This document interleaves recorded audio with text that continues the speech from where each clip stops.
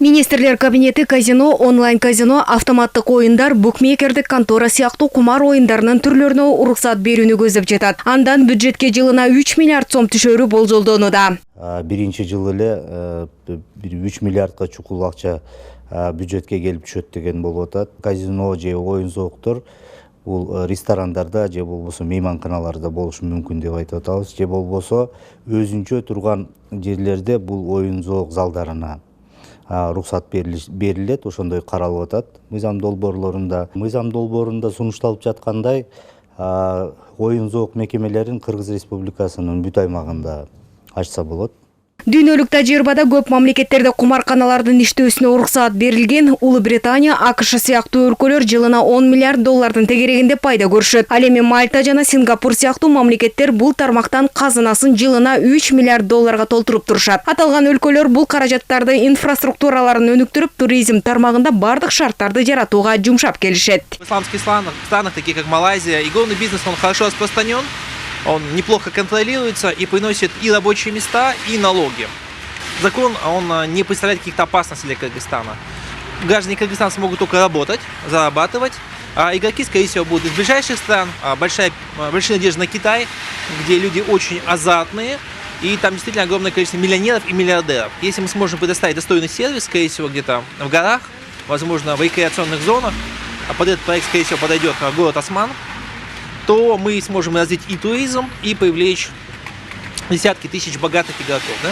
Потому что если посмотрим на опыт и Гонконга, и Макао, это огромные игровые империи, которые принесли огромный ВВП и доход в тем территориям, где они находились. Опять же, Буга чейин 2010-2012 жылдары Кыргызстанда оюн зоок мекемелери иштеп турган кыргыз жарандарына уруксаат берилген. Бул жолу кыргызстандыктарга таптакыр тыюу салынат. Ага чет элдиктерге гана уруксаат берилет. Мындан бюджетке 2,5-3 миллиард сом түшөрү күтүлүүдө. Казинолордун ишке кириши эффективдүү бюджетти толтуруу чарасы дейт экономика илимдеринин доктору Кубанычбек Идинов. Эгерде кумарканаларга уруксаат берилсе, Кыргызстан эл аралык уюмдардан насыя албай калуусуна шарт түзүлөт. Бир четинен Россия, Кытай, Казакстан өңдүү алыскы жана жакынкы чет мамлекеттен атайын Кыргызстанга келишет. Бирок кыргыз жарандарына кирүүгө тыюу салынат. Ал эми чектүүнү бузган казино ээлерине айып салынып, лицензиялары жокко чыгарылат.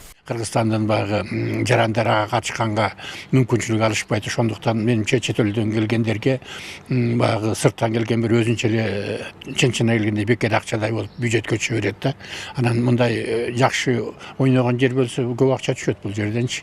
Порядка даже бюджеттин бир 10%-ын жалаң ушул эме менен толтуруп койсо болот да. Чет мамлекеттер Россиядан келет, Казакстандан, ар жакта Кытайдан, бөлөк Европадан келгендер.